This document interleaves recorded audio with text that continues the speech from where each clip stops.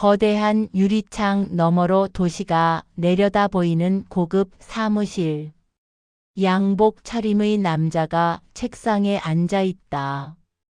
문이 열리며 검은 정장의 여성이 들어선다. 박창호 회장님, 23년 전 그 화재 기억하시죠? 남자의 얼굴이 순간 굳어진다. 당신이 문을 잠그고 도망간 그날 말입니다. 박창호가 천천히 고개를 든다. 그의 눈에 당황과 분노가 교차한다. 누구신지 모르겠지만 지금 당장 나가세요. 저는 김철기 검사입니다. 그리고 당신이 죽인 김미숙의 동생이에요. 안녕하세요, 여러분. 오늘 들려드릴 이야기는 23년이라는 긴 세월 동안 숨겨져 왔던 참혹한 진실에 관한 것입니다. 산업화 시대 우리의 어머니와 누나들이 봉제 공장에서 겪었던 끔찍한 노동 착취와 그 뒤에 숨겨진 거대한 은폐 작업, 그리고 그 진실을 밝히기 위해 평생을 바친 한 여성의 이야기입니다. 과연 권력과 돈으로 모든 것을 덮으려 했던 그들이 정말로 승리할 수 있을까요? 죽은 누나를 위해 검사가 된 여동생이 마주한 거대한 벽 앞에서 어떤 선택을 하게 될까요? 오늘도 편안하게 들어보시고 궁금한 점이 있으시면 언제든 댓글로 남겨주세요. 시니어 분들도 쉽게 이해하실 수 있도록 차근차근 풀어드리겠습니다. 그럼 함께 이 긴 여정을 시작해 보겠습니다. 구독과 좋아요도 꼭 부탁드려요. 나는 지금 23년 전 그날의 진실을 찾기 위해 여기 서 있다. 박창호의 사무실 앞에서 심장이 미친 듯이 뛰고 있지만 더 이상 물러설 수는 없다. 누나 미숙이가 죽던 그날의 진실을 밝혀내겠다고 다짐한 지 벌써 15년이 흘렀다. 어릴 때부터 누나는 나의 전부였다. 부모님이 일찍 돌아가신 후 누나는 어린 나를 키우기 위해 중학교도 제대로 마치지 못하고 봉제 공장에서 일하기 시작했다. 그때 누나의 나이는 겨우 16이었다. 철기야, 누나가 열심히 일해서 너 대학까지 보낼 거야. 너는 공부만 하면 돼. 누나는 항상 그렇게 말했지만 나는 알고 있었다. 누나의 손이 얼마나 거칠어져 가고 있는지, 누나의 어깨가 얼마나 구부정해져 가고 있는지를. 그 봉제 공장의 이름은 대한봉제였다. 지금은 대한그룹이라는 거대 기업이 되어 박창호가 회장 자리에 앉아 있지만 그때는 허름한 건물 3층에 자리한 작은 공장이었다. 하지만 그 작은 공장에서 벌어진 일들은 상상을 초월했다. 누나가 죽기 한 달 전 나는 누나를 데리러 공장에 간 적이 있었다. 늦은 밤 10시가 넘었는데도 공장의 불이 환하게 켜져 있었고 재봉틀 소리가 끊이지 않았다. 그때 나는 이상한 것을 봤다. 공장 출입구에 커다란 자물쇠가 채워져 있었던 것이다. 왜 문에 자물쇠가 있어요? 공장 앞에서 누나를 기다리던 내가 경비원에게 물었을 때 그는 어색하게 웃으며 대답했다. 야간 작업 때는 보안을 위해서 잠그는 거야. 걱정하지 마. 하지만 그 설명은 이상했다. 보안을 위해서라면 밖에서 못 들어오게 하는 것이지 왜 안에서 못 나오게 하는 걸까? 누나는 그날 밤 늦게 집에 와서 내게 털어놓았다. 철기야, 누나가 너무 힘들어. 화장실 가는 것도 시간을 재고 물 마시는 것도 허락을 받아야 해. 그리고 누나는 망설이더니 소매를 걷어 올렸다. 팔뚝에 멍자국이 선명하게 남아 있었다. 실수로 재봉틀 속도가 늦어졌다고 공장장이 때렸어. 하지만 괜찮아, 누나가 참을 수 있어. 그때 나는 너무 어려서 누나에게 그만두라고 말할 수도 없었다. 우리에게는 누나의 그 일자리가 절실했으니까. 누나가 일하던 대한봉제에서는 새벽 6시부터 밤 12시까지 하루 18시간씩 일을 시켰다. 점심시간은 30분, 저녁 시간도 30분이 전부였다. 화장실 가는 시간까지 체크했고 5분 이상 자리를 비우면 그날 임금에서 1,000원씩 깎았다. 더 끔찍한 것은 야간 작업 시간이었다. 밤 10시부터 새벽 6시까지는 공장 문을 완전히 잠갔다. 화재 같은 응급 상황이 생겨도 나갈 수 없도록 말이다. 박창호는 그렇게 해야 작업 집중도가 높아지고 외부 간섭 없이 대량 생산이 가능하다고 주장했다.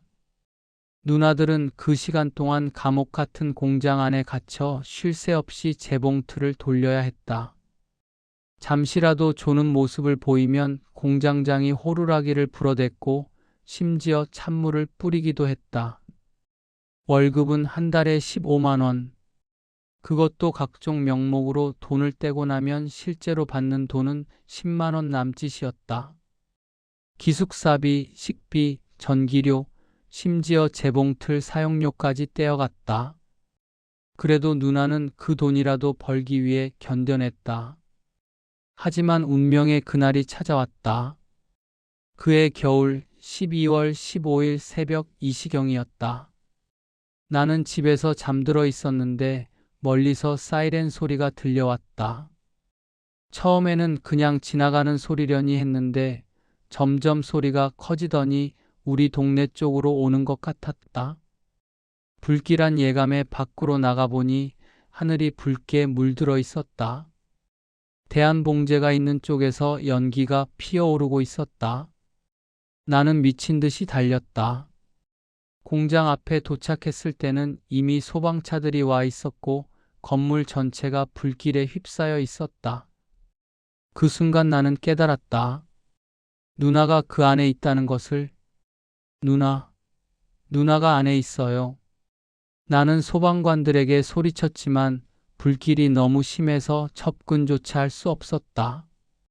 3층 창문에서 누군가가 도움을 요청하는 손길이 보였지만 구조는 불가능했다. 그때 한 소방관이 나에게 말했다. 출입구가 잠겨 있어서 안에 있던 사람들이 나오지 못했어요. 열쇠를 찾고 있는데 출입구가 잠겨 있다고? 그렇다면 누나와 다른 사람들은? 화재가 진압된 후 확인된 사망자는 총 47명이었다. 모두 20대 초반의 젊은 여성들이었다. 누나 미숙이도 그중 한 명이었다. 경찰은 화재 원인을 노후 전선의 합선으로 발표했다. 그리고 출입구가 잠겨 있던 것에 대해서는 야간 보안을 위한 불가피한 조치였으며 열쇠는 당직자가 가지고 있었지만 화재 시 연기 흡입으로 의식을 잃어 신속한 대응이 어려웠다고 설명했다. 하지만 나는 의문이 들었다. 정말로 그것이 사고였을까? 왜 박창호는 화재 당일 공장에 없었을까? 왜 그렇게 빨리 수사가 마무리됐을까? 누나의 장례식 날 박창호가 찾아왔다. 그는 검은 정장을 입고 와서는 조의를 표하며 봉투 하나를 내밀었다. 이런 일이 일어나서 정말 죄송합니다. 이걸로 장례 비용에 보태시고. 봉투 안에는 50만 원이 들어 있었다. 47명의 목숨값이 50만 원이라는 뜻이었다. 나는 그때 결심했다. 언젠가 반드시 진실을 밝혀내겠다고. 그리고 그를 위해서라면 무엇이든 하겠다고. 그 결심이 나를 검사로 만들었다. 15년 동안 밤낮 없이 공부하고 누나가 남긴 작은 저축으로 대학을 마치고 마침내 검사가 되었다. 모든 것은 이 순간을 위해서였다. 검사가 된 지 3년째 되던 해 나는 드디어 그때의 사건 파일을 접할 수 있는 기회를 얻었다. 대한봉제 화재 사건은 이미 공소시효가 지나 있었지만 나는 개인적인 관심으로 자료를 들여다보고 있었다. 하지만 사건 파일은 예상보다 허술했다. 현장 사진도 몇 장 없었고 목격자 진술서도 형식적이었다. 무엇보다 이상한 것은 박창호에 대한 조사 기록이 거의 없다는 점이었다. 화재 당일 박창호의 행적은 어떻게 되나요? 동료 검사에게 물어보니 그는 고개를 저으며 말했다. 그때는 내가 담당하지 않았어서 자세히는 모르지만 워낙 사고가 크다 보니 빨리 마무리하려고 했던 것 같아. 그리고 박창호는 그때부터 지역 유지였으니까. 지역 유지. 그 말이 모든 것을 설명해 주는 것 같았다. 나는 개인 시간을 이용해 당시 생존자들을 찾아다니기 시작했다. 대부분은 그 일에 대해 말하기를 꺼려했지만 윤소희라는 분만은 달랐다. 소희 누나는 화재 당시 1층 화장실에 있었다가 겨우 탈출할 수 있었던 유일한 생존자였다. 나는 그녀를 조그마한 찻집에서 만났다. 철기구나. 미숙이 동생. 많이 컸네. 소희 누나는 나를 보자마자 눈물을 글썽였다. 그녀도 이제 50대 중반이 되어 있었지만 여전히 그날의 트라우마에 시달리고 있는 것 같았다. 누나, 그날 정말 무슨 일이 있었던 거예요? 나는 조심스럽게 물었다. 소희 누나는 한참을 망설이더니 주변을 둘러본 뒤 작은 목소리로 말하기 시작했다. 철기야, 그날 일은 단순한 화재가 아니었어. 박창호 그 인간이 일부러 그렇게 한 거야. 내 심장이 멎을 것 같았다. 무슨 뜻이에요? 그날 오후에 노동청에서 근로감독관이 온다는 소식이 있었어. 박창호가 얼마나 당황했는지 몰라. 우리한테 모든 걸 치우라고 했거든. 소희 누나는 떨리는 목소리로 계속했다. 불법 야간 작업 증거들, 임금 착취 장부들, 폭행 기록들, 모든 걸 없애려고 했어. 그런데 그것만으론 부족했나 봐. 아예 공장 자체를 없애버리려고 한 것 같아. 설마. 나는 그날 밤 박창호가 공장장이랑 나누는 대화를 들었어. 내일 감독관이 오기 전에 모든 걸 정리해야 한다. 이번 기회에 아예 깔끔하게 처리하자. 그런 말들을 했어. 나는 믿을 수 없었다. 설마 47명의 목숨을 그렇게 차갑게 계산해서 없앤 것일까? 그런데 왜 그때 신고하지 않으셨어요? 소희 누나가 쓴 웃음을 지었다. 신고? 누구한테? 경찰서장이 박창호랑 동양 출신이고 시청 공무원들은 다 박창호 돈으로 먹고 살던 시절이었어. 더군다나 나는 증거도 없고 목격자도 없는 상황에서 누가 내 말을 믿어주겠어? 나는 그 순간 깨달았다. 이 사건은 단순한 사고가 아니라 계획적인 범죄였고 그것을 은폐하기 위한 거대한 공모가 있었다는 것을. 혹시 다른 증거나 기록이 남아있는 것은 없을까요? 글쎄, 그때 우리가 쓰던 일기장이나 편지 같은 것들은 다 불에 타버렸고.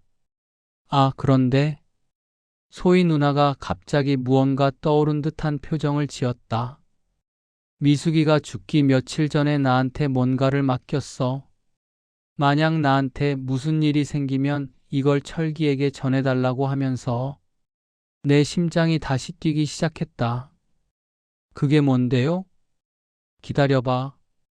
아직 가지고 있을 거야. 소희 누나는 가방을 뒤지더니 작은 봉투를 꺼냈다. 23년 동안 간직해온 것 같은 낡은 봉투였다. 이거야. 미숙이가 마지막까지 품에 간직하고 있던 거라고 했어. 나는 떨리는 손으로 봉투를 받았다. 안에서 접혀진 종이 한 장이 나왔다. 누나의 악필로 쓰여진 편지였다. 철기야. 누나가 이 편지를 쓰는 지금 뭔가 불길한 예감이 들어. 박창호 사장이 요즘 이상해. 자꾸 우리 일거수일투족을 감시하고 공장장한테 문제 일으키는 애들 리스트 작성하라고 했대. 나도 그 리스트에 들어있을 거야. 왜냐하면 내가 얼마 전에 노동청에 신고 전화를 걸었거든. 철기야, 만약 누나한테 무슨 일이 생기면 이 편지를 경찰서에 가져가. 그리고 박창호를 믿지 마. 그 사람은 우리를 사람으로 보지 않아. 그냥 돈 벌어주는 기계로만 생각해. 누나가 제일 걱정되는 건 너야. 누나 없이도 잘 살 수 있을까? 하지만 너는 똑똑하고 착하니까 분명 훌륭한 사람이 될 거야. 누나가 못다한 꿈까지 이뤄줘. 사랑하는 철기야, 누나가 항상 너와 함께 있다는 걸 잊지 마. 누나가 편지를 읽는 내 눈에서 눈물이 쏟아졌다. 누나는 이미 알고 있었던 거다. 자신에게 위험이 닥쳐오고 있다는 것을. 철기야, 이제 어떻게 할 거야? 소희 누나가 걱정스러운 표정으로 물었다.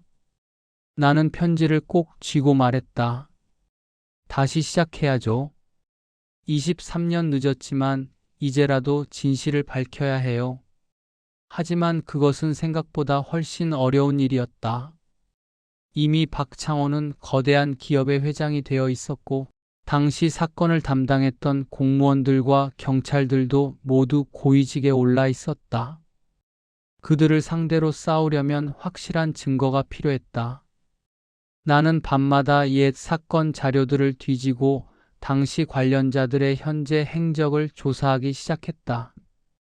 그러던 중 놀라운 사실을 발견했다. 대한봉제 화재 사건 직후 박창호는 거액의 보험금을 받았을 뿐만 아니라 시에서 재지원금이라는 명목으로 추가 지원까지 받았던 것이다. 더욱 황당한 것은 그 지원금을 승인한 공무원이 바로 현재 이정수 시장이었다는 점이다. 또한 사건 수사를 담당했던 최태균 경찰관은 화재 사건 처리 공로로 특진하여 현재 경찰청 고위 간부가 되어 있었다. 그리고 사건을 축소 보도한 홍기영 기자는 이후 언론사 사주가 되어 막대한 부를 축적했다. 모든 것이 연결되어 있었다. 47명의 죽음 위에 그들은 각자의 성공을 쌓아 올렸던 것이다. 나는 그날 밤 누나의 영정 앞에 앉아 다짐했다. 누나, 이제 시작이야. 그들이 아무리 높은 곳에 있어도 진실은 반드시 밝혀낼 거야. 본격적인 수사를 시작하기 위해서는 상부의 허가가 필요했다. 나는 부장검사에게 대한봉제 사건 재조사 의견서를 제출했다. 김철기 검사, 이 사건은 이미 23년 전에 종결된 사안입니다. 더군다나 공소시효도 지났고, 하지만 부장님, 새로운 증거가 나왔습니다. 피해자의 편지와 생존자 증언이. 부장검사는 나를 말리려 했지만 나는 포기할 수 없었다. 결국 그는 개인 시간을 이용한 참고 조사 정도는 허용한다고 했다. 공식 수사는 아니지만 그나마 다행이었다. 나는 먼저 당시 사건 기록을 자세히 분석했다. 그리고 이상한 점들을 하나씩 발견하기 시작했다. 첫째, 화재 원인이 전선 노후로 되어 있었지만 정작 전기 안전 점검 기록은 사라져 있었다. 둘째, 사망자들의 부검 기록이 지나치게 간소했다. 47명이 죽었는데 부검 보고서가 고작 2페이지였다. 셋째, 현장 보존 기간이 비정상적으로 짧았다. 보통 이런 대형 사고는 최소 한 달은 현장을 보존하는데 이 사건은 3일 만에 정리되었다.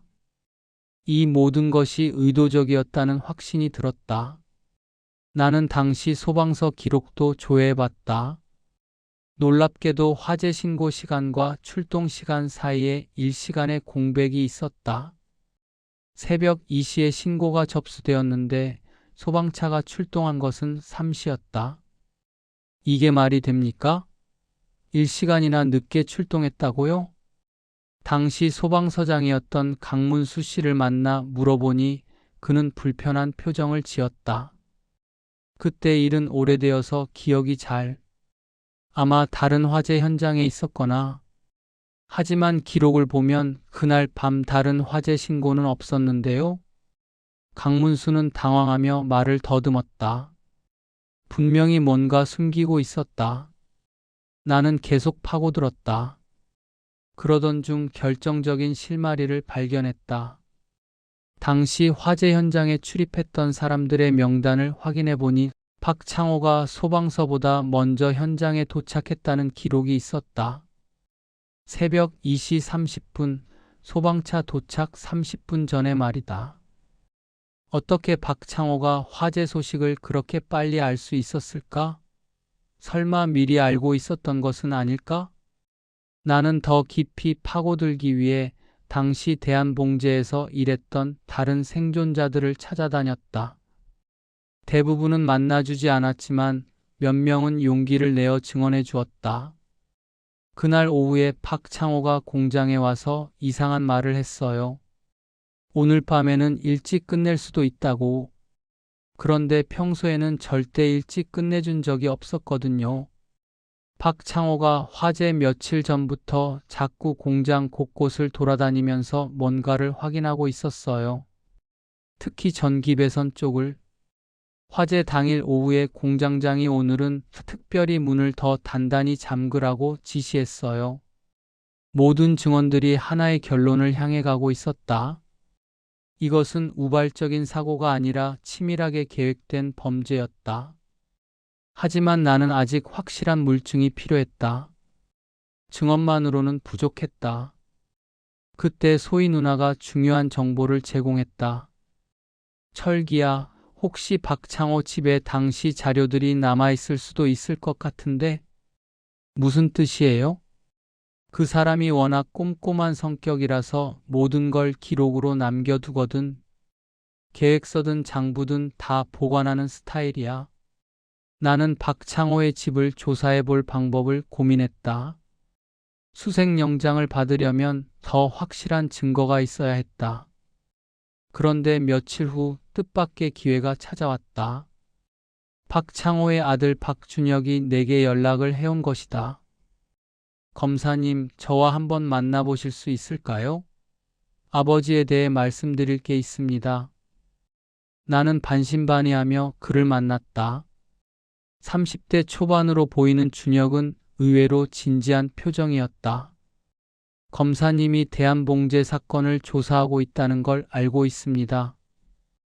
어떻게? 아버지가 요즘 밤마다 술을 마시며 중얼거려요. 그때 일이 들통나면 어떡하지 하면서. 나는 놀라지 않으려고 노력했지만 심장이 빨리 뛰었다. 더 구체적으로 말씀해 주세요. 준혁은 망설이더니 말했다. 아버지가 지하실에 옛날 자료들을 보관하고 있어요. 절대 누구도 들어가지 말라고 하는 곳인데 저도 어릴 때 한번 들어가 본 적이 있거든요. 거기에 대한봉제 상자가 있었어요. 이것은 하늘이 주신 기회였다. 왜 이런 말씀을 하시는 거죠? 준혁이 고개를 숙였다. 사실 저도 몇 년 전에 우연히 아버지와 이정수 시장의 통화를 들었어요. 그때 일이 새어나가면 모두 끝장이라고 하더라고요. 그리고 최태균 경찰청 간부한테도 정기적으로 돈을 보내고 있어요. 지금도요? 네. 매년 명절마다 큰 돈을 보냅니다. 홍기영 언론사 사주에게도 마찬가지고요. 모든 퍼즐이 맞춰지고 있었다. 박창호는 23년 동안 관련자들에게 돈을 주며 입막음을 해온 것이다. 그 자료들에 접근할 수 있는 방법이 있을까요? 준혁은 잠시 고민하더니 말했다. 아버지가 일주일 후에 해외 출장을 갑니다. 그때라면. 하지만 나는 망설였다. 영장 없이 들어가는 것은 불법이었다. 준혁이 내 마음을 읽은 듯 말했다. 저한테 집 열쇠가 있으니까 불법 침입은 아니에요. 그리고 저도 진실을 알고 싶어요. 제가 아버지 때문에 평생 죄책감에 시달릴 수는 없잖아요. 나는 깊게 생각했다. 이것은 위험한 모험이었지만 이 기회를 놓치면 다시는 진실에 접근할 수 없을지도 몰랐다. 그날 밤 나는 누나의 영정 앞에서 오랫동안 앉아 있었다. 누나, 내가 지금 올바른 선택을 하는 걸까? 아니면 복수의 눈이 멀어 잘못된 길로 가는 걸까? 하지만 누나의 편지를 다시 읽어보니 답은 명확했다. 누나는 진실을 원했고 정의를 원했다. 그리고 그것은 나의 의무이기도 했다. 일주일 후 나는 박준혁과 함께 박창호의 집 지하실로 향했다. 내 인생을 바꿀 결정적 순간이 다가오고 있었다. 박창호의 지하실은 마치 비밀 창고 같았다. 온갖 서류 상자들이 연도별로 정리되어 있었고 그 중에서도 대한봉제라고 적힌 상자가 눈에 띄었다. 저기에요. 준혁이 가리키는 곳에는 두꺼운 상자 3개가 있었다. 나는 떨리는 손으로 첫 번째 상자를 열었다. 그 안에는 내가 상상했던 것보다 훨씬 더 충격적인 자료들이 들어 있었다. 가장 먼저 눈에 띈 것은 화재 계획서라는 제목의 문서였다. 박창호의 필체로 자세히 적혀 있었다. 노동청 감독 대응 방안, 1단계 증거인멸 장부, 계약서, 녹취록, 2단계 증인 제거 문제 제기 직원들, 3단계 시설 폐기 화재 위장, 실행일 12월 15일 새벽 2시, 협조자 이정수 시청, 최태균 경찰, 홍기영 언론. 나는 그 문서를 보는 순간 온몸이 떨렸다. 이것은 명백한 살인 계획서였다. 두 번째 상자에는 더욱 충격적인 자료들이 있었다. 당시 직원들의 개인정보와 함께 제거 대상 명단이라는 리스트가 있었다. 그 리스트에는 누나의 이름도 적혀 있었다. 김미숙 노동청 신고, 동료 선동, 1순위 제거. 내 손이 떨려서 문서를 제대로 잡을 수조차 없었다.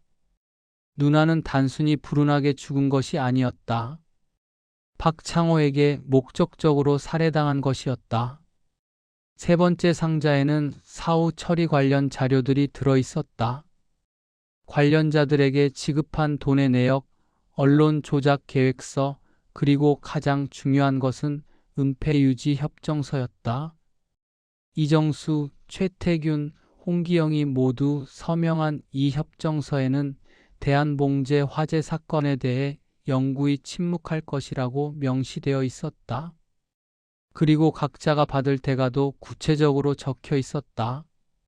이정수는 시장 선거 자금 10억 원, 최태균은 승진 로비와 퇴직금 5억 원, 홍기영은 언론사 인수 자금 15억 원을 받기로 되어 있었다.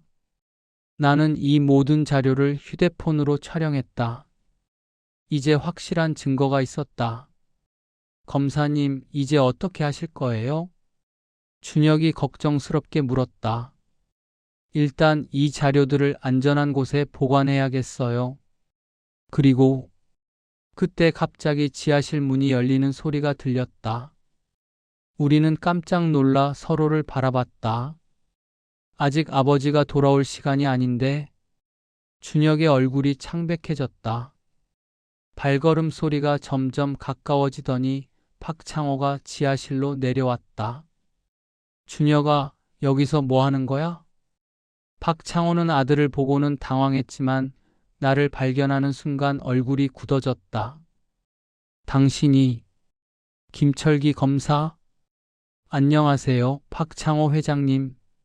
나는 최대한 침착하려고 노력했다. 하지만 박창호의 눈에는 분노와 당황이 교차하고 있었다. 여기서 뭐 하는 거요?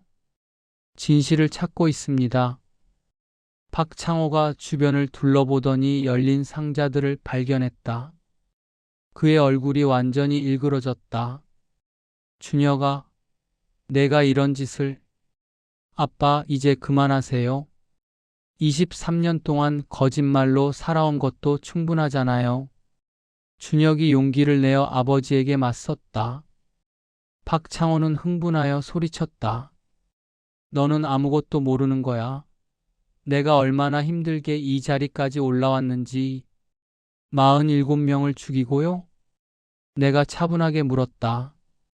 박창호의 눈이 위험하게 번뜩였다. 죽였다니. 그건 사고였어. 나도 원하지 않았던 일이야.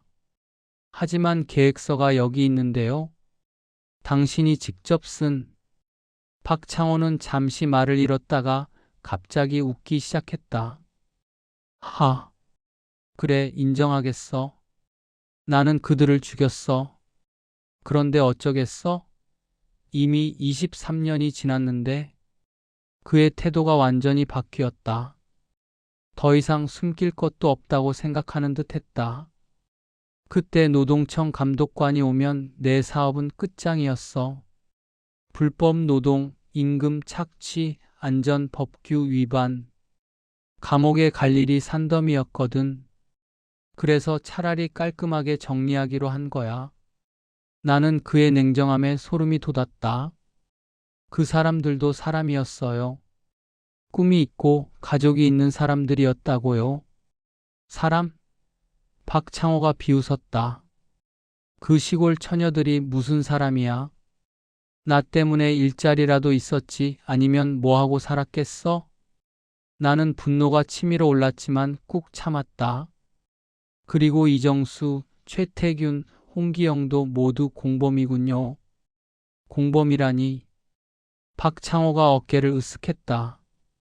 그들도 각자 필요한 게 있었어. 나는 그냥 서로 도움을 준 거지.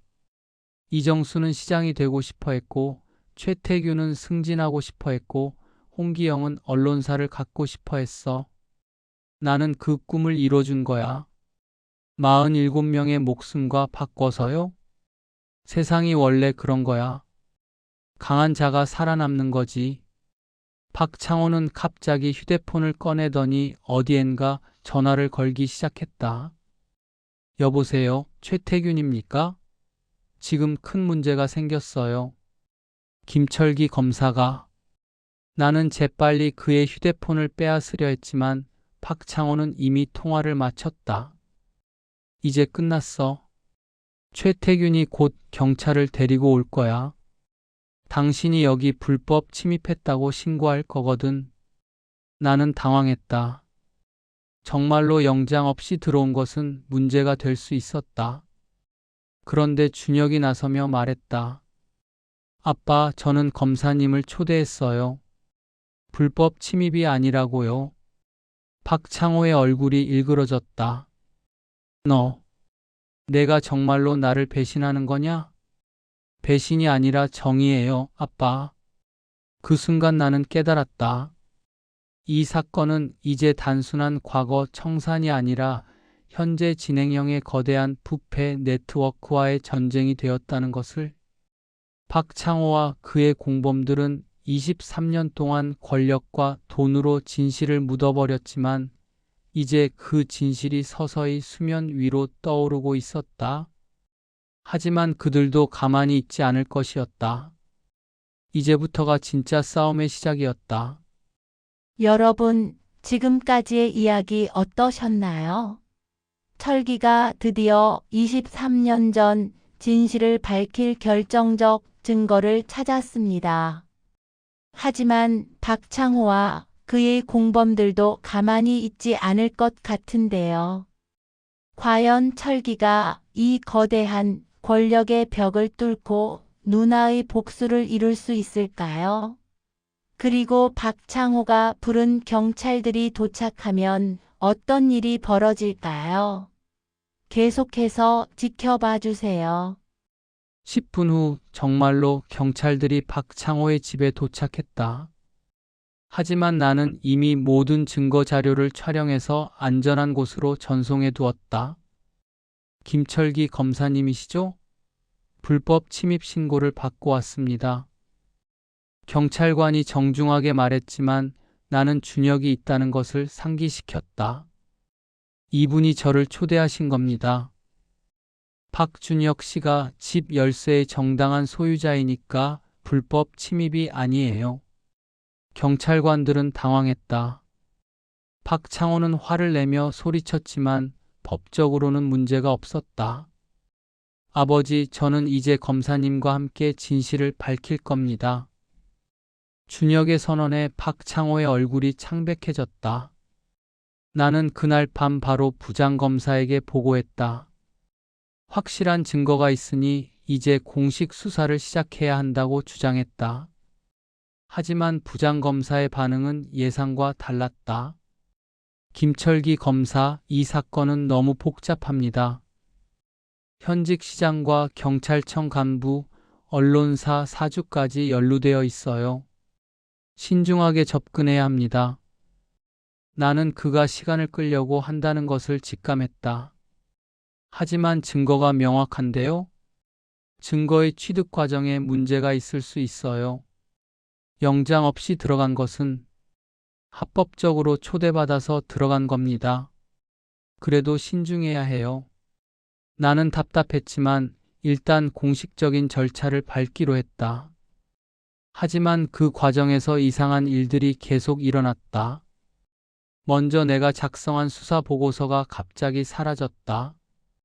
컴퓨터에서도 프린터 출력본도 모두 없어져 있었다. 그 다음에는 사건 관련 자료들에 대한 접근이 제한되었다. 상급자 지시라는 이유였다. 심지어 윤소의 누나에게도 이상한 일이 벌어졌다. 갑자기 누군가가 그녀의 집에 찾아와서 입을 조심하라고 위협했다는 것이다. 나는 이 모든 것이 박창호와 그의 공범들의 소행이라는 것을 알았다. 그들이 권력과 돈으로 수사를 방해하고 있는 것이다. 그러던 어느 날 나에게 직접적인 압박이 들어왔다. 부장검사가 나를 부르더니 이렇게 말했다. 김철기 검사, 당신을 지방으로 발령 내겠습니다. 새로운 환경에서 일해보세요. 갑자기 왜요? 상부 지시입니다. 상부 지시. 그것은 누군가가 내 수사를 막기 위해 압력을 넣었다는 뜻이었다. 나는 그날 밤 집에 돌아와서 깊이 생각했다. 이대로 포기할 것인가? 아니면 다른 방법을 찾을 것인가? 그때 준혁에게서 전화가 왔다. 검사님, 아버지가 뭔가 준비하고 있어요. 며칠 전부터 자꾸 서류들을 태우고 있고 해외로 도피할 준비를 하는 것 같아요. 얼마나 빨리 떠날 것 같아요? 아마 일주일 안에. 나는 시간이 얼마 남지 않았다는 것을 깨달았다. 박창호가 도피하면 모든 것이 끝이다. 그런데 그때 뜻밖의 도움의 손길이 나타났다. 익명의 제보자가 언론사에 대한 봉제 사건의 진실을 담은 자료를 보냈던 것이다. 그 자료에는 내가 촬영한 박창호의 계획서와 은폐 협정서가 포함되어 있었다. 며칠 후 한 일간지에 23년 전 봉제 공장 화재 계획된 살인이었다라는 제목의 기사가 실렸다. 기사가 나간 후 여론은 들끓었다. 시민들은 분노했고 피해자 가족들은 진상 규명을 요구했다. 여러 가지 매체에서 관련 내용들에 대한 정보가 퍼지기 시작했다. 하지만 홍기영이 운영하는 주요 언론들은 이 사건을 축소 보도하거나 아예 무시했다. 오히려 일부 언론의 과장 보도라며 사건을 폄하했다. 그럼에도 불구하고 진실은 조금씩 퍼져나갔다. 그리고 예상치 못한 곳에서 지원이 왔다. 시민단체들이 움직이기 시작했다.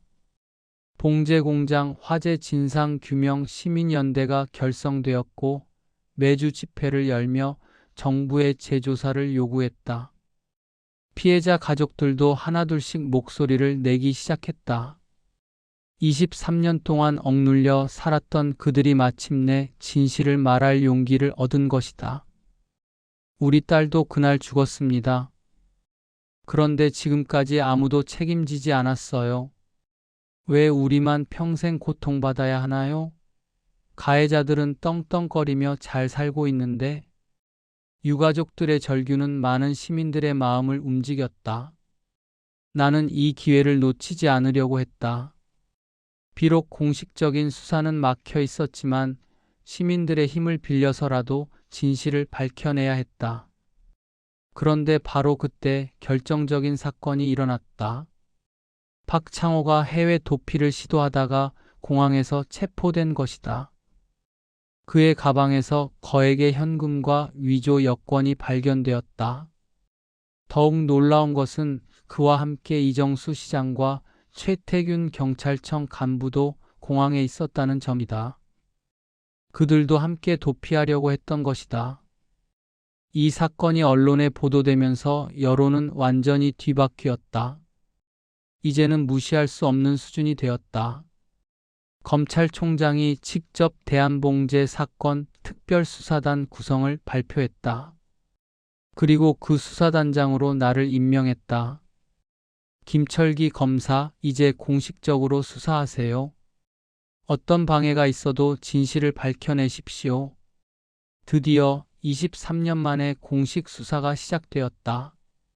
하지만 나는 알고 있었다. 진짜 어려운 것은 지금부터라는 것을. 박창호와 그의 공범들은 아직 포기하지 않을 것이고 마지막까지 치열하게 저항할 것이었다. 그러나 나에게는 이제 든든한 지원군이 있었다. 시민들, 유가족들, 그리고 무엇보다 진실을 원하는 모든 사람들이 내 편에 서 있었다. 누나의 목소리가 들리는 것 같았다. 철기야, 이제야 시작이구나.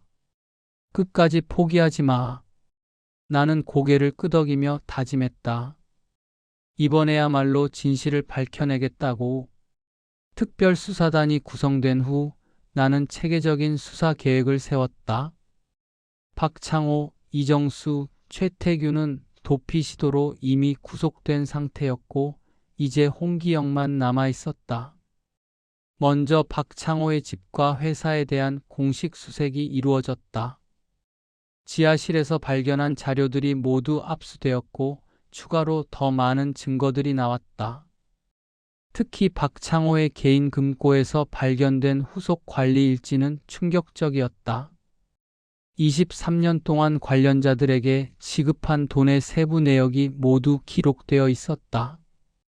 이정수에게는 총 50억 원, 최태균에게는 30억 원, 홍기영에게는 80억 원이 지급되었다.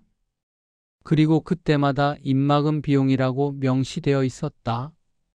하지만 수사는 예상보다 복잡했다. 이들의 부패 네트워크는 23년 동안 더욱 거대해져 있었다. 이정수 시장 수사 과정에서 시청 공무원 10여 명이 추가로 연루되어 있다는 사실이 밝혀졌다. 그들은 각종 인허가 과정에서 박창호에게 특혜를 제공하는 대가로 돈을 받았다. 최태균 경찰청 간부의 경우에는 더욱 심각했다. 그는 23년 동안 박창호 관련 모든 수사를 방해하거나 축소했다. 심지어 대한봉제 사건 외에도 박창호의 다른 범죄들을 덮어줬다는 정황이 나왔다.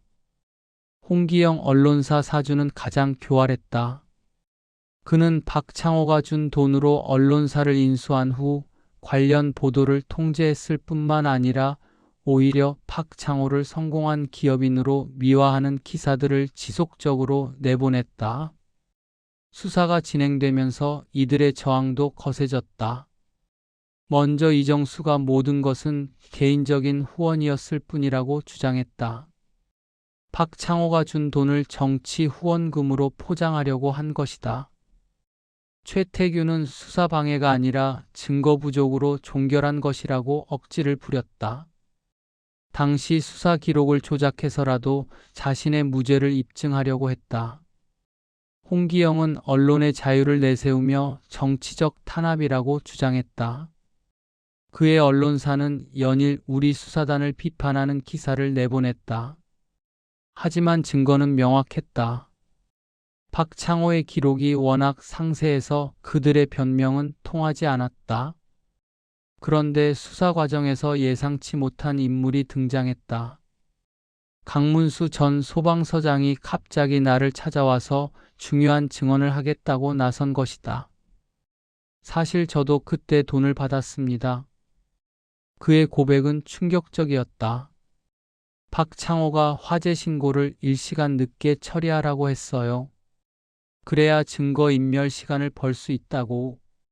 그리고 현장 보존도 빨리 정리하라고 했고요. 얼마를 받으셨나요? 5억 원입니다. 당시 제게는 거액이었어요. 강문수는 눈물을 흘리며 말을 이었다. 23년 동안 죄책감에 시달렸습니다. 제가 일시간만 빨리 출동했더라도 더 많은 사람을 구할 수 있었는데 그의 증언으로 화재 당일의 전모가 더욱 명확해졌다.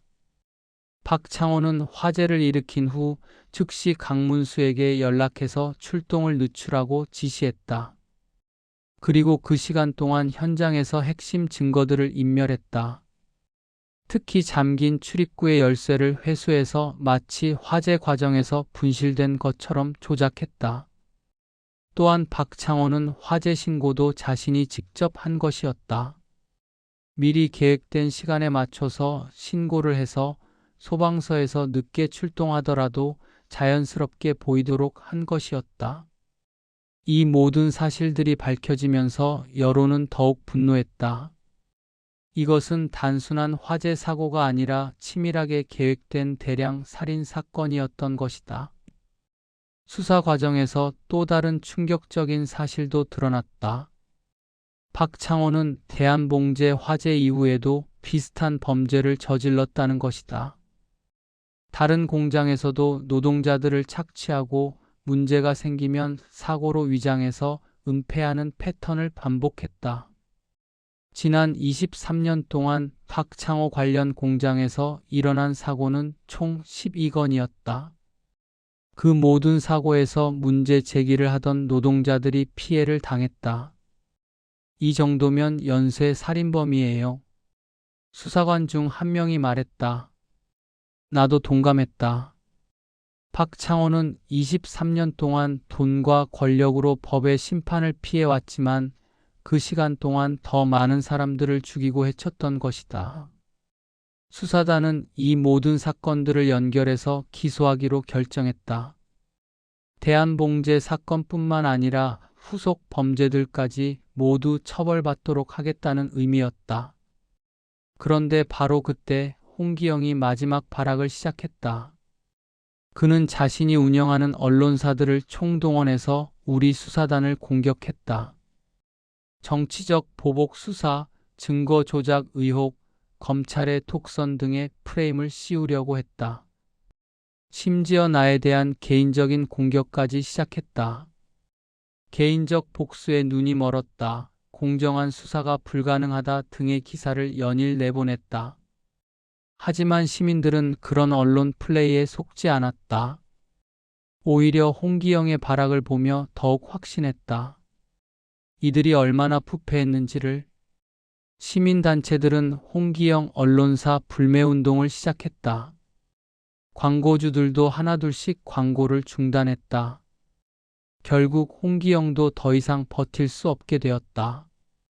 어느 날 밤 홍기영이 갑자기 검찰청에 나타났다. 자수하러 왔습니다. 그는 이미 모든 것이 끝났다는 것을 깨달은 것 같았다. 저도 박창호에게 속았습니다.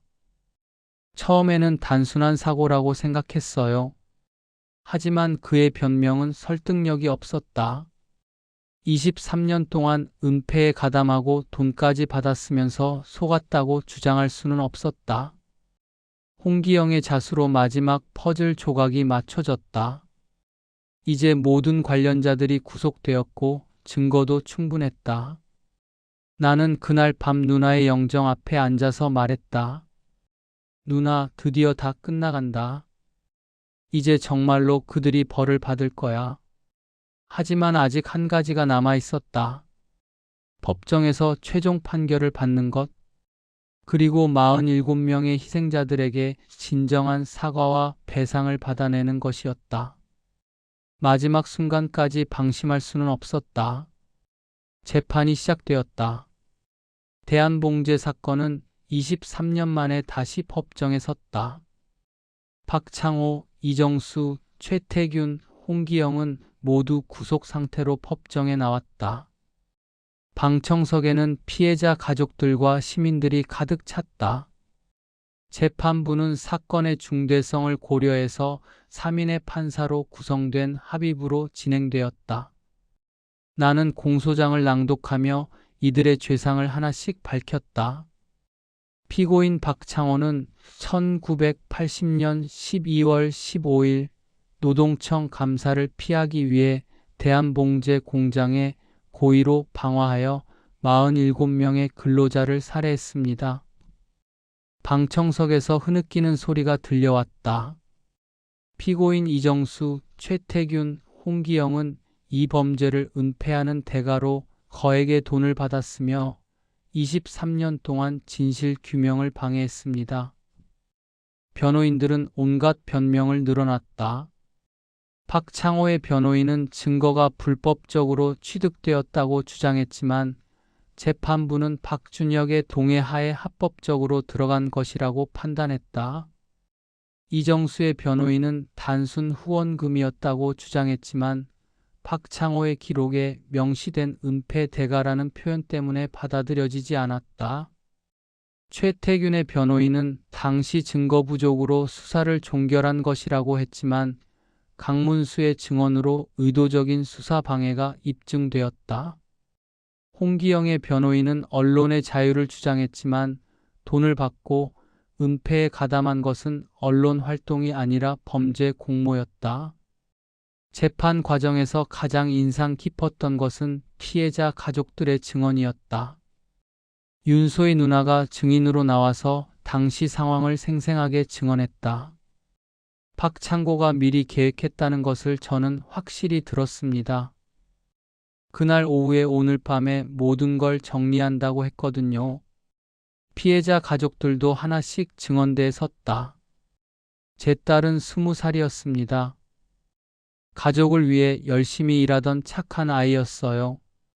그런데 그 아이가 돈벌이 수단으로만 여겨졌다니 우리는 23년 동안 진실을 몰랐습니다. 그저 사고려니 했는데 알고 보니 계획적인 살인이었다니 얼마나 억울하겠어요. 모든 가족들의 증언에는 한 가지 공통점이 있었다. 딸들, 누나들이 얼마나 착하고 열심히 살던 사람들이었는지에 대한 이야기였다. 나도 증인으로 나가서 누나에 대해 증언했다. 김미숙은 어린 저를 키우기 위해 중학교도 제대로 마치지 못하고 일을 시작했습니다. 그리고 부당한 대우를 받으면서도 저의 교육을 위해 견뎠습니다. 심지어 노동청에 신고까지 해가며 정의로운 일을 하려고 했어요. 그런 사람이 왜 죽어야 했나요? 재판이 진행되면서 피고인들의 태도도 달라졌다. 이정수와 최태규는 점점 위축되어 갔다. 자신들이 얼마나 큰 죄를 지었는지 깨닫기 시작한 것 같았다. 홍기영은 중간에 깊이 뉘우치고 있다며 선처를 호소했다. 하지만 박창호만은 끝까지 반성하지 않았다. 나는 사업가였을 뿐입니다. 그때 상황에서는 어쩔 수 없는 선택이었어요. 그의 뻔뻔함에 방청석에서 분노의 소리가 터져나왔다. 재판장이 조용히 하라고 했지만 사람들의 분노는 쉽게 가라앉지 않았다. 그런데 재판 막바지에 놀라운 일이 일어났다. 박준혁이 증인으로 나와서 아버지에게 직접 말했다. 아버지, 이제 그만 인정하세요. 47명이 죽었어요. 47명이요. 그분들도 아버지처럼 가족이 있고 꿈이 있던 사람들이었어요. 박창호의 얼굴이 일그러졌다. 너는 내 아들이 아니야? 아니에요. 저는 아버지의 아들이지만 아버지의 범죄는 용서할 수 없어요. 그 순간 박창호가 무너졌다. 아들마저 등을 돌리니까 더 이상 버틸 수 없었던 것이다. 그래, 내가 했다. 내가 그들을 죽였다. 박창호가 마침내 자신의 범죄를 인정하는 순간이었다. 하지만 나는 후회하지 않는다. 그때 그렇게 하지 않았다면 내 사업은 망했을 거야. 그의 마지막 말까지도 뻔뻔했다. 재판장이 퇴정을 명령할 정도로 법정이 술렁였다. 몇 주 후 판결이 내려졌다. 박창호 무기징역 살인죄, 방화죄, 증거인멸죄 등, 이정수 징역 15년 직권남용, 증거인멸 공모죄 등, 최태균 징역 12년 직권남용, 수사방해죄 등, 홍기영 징역 8년 증거인멸 공모죄 등, 그리고 피해자들에게는 총 200억 원의 배상금이 지급되기로 했다. 판결문 낭독이 끝나고 재판장은 마지막으로 이렇게 말했다. 이 사건은 우리 사회의 어두운 면을 보여줍니다. 돈과 권력으로 정의를 짓밟으려 했던 자들이 결국 법의 심판을 받은 것입니다. 47명의 희생자들에게 이제라도 정의가 실현되기를 바랍니다. 법정을 나서면서 피해자 가족들이 나를 둘러쌌다. 고맙습니다, 검사님. 23년 만에 진실을 밝혀주셔서 이제야 우리 딸이 편히 쉴 수 있을 것 같아요. 나는 그들의 고마움이 부담스러웠다. 제가 한 일은 아무것도 아니에요. 당연한 일을 늦게나마 한 것뿐입니다. 그날 밤 나는 누나의 영정 앞에 앉아서 오랫동안 이야기했다. 누나, 다 끝났어. 박창호는 무기징역을 받았고 다른 공범들도 모두 처벌받았어. 그리고 누나를 비롯한 47분 모두의 명예가 회복되었어. 나는 눈물을 흘리며 계속했다. 누나가 마지막으로 쓴 편지가 모든 걸 시작하게 했어. 누나의 용기가 23년 만에 정의를 이뤄낸 거야. 그리고 나는 다짐했다. 앞으로도 이런 일들이 반복되지 않도록, 약자들이 부당한 대우를 받지 않도록 계속 싸우겠다고. 며칠 후 대한그룹 회장직에 오른 박준혁이 나를 찾아왔다. 검사님, 제가 회사를 정리하고 피해자들을 위한 재단을 만들려고 합니다. 아버지가 쌓아 올린 부를 제대로 된 곳에 쓰고 싶어요. 나는 그의 진정성을 느낄 수 있었다. 좋은 일이네요. 그래야 진정한 속죄가 될 것 같아요. 박준혁은 고개를 숙였다. 아버지 대신 사과드립니다. 47분의 명복을 빌겠습니다. 이제 정말로 모든 것이 끝났다. 23년 만에 정의가 실현되었고 누나와 다른 희생자들의 명예가 회복되었다. 하지만 나는 알고 있었다. 이것은 끝이 아니라 시작이라는 것을. 또 다른 박창호가 나타나지 않도록, 또 다른 피해자가 생기지 않도록 계속 감시하고 싸워야 한다는 것을. 누나의 목소리가 들리는 것 같았다. 철기야, 고생했어. 이제 누나가 편히 갈 수 있을 것 같아. 나는 미소를 지으며 대답했다. 누나, 안녕. 언제까지나 사랑해. 여러분, 긴 이야기 끝까지 들어주셔서 정말 감사합니다.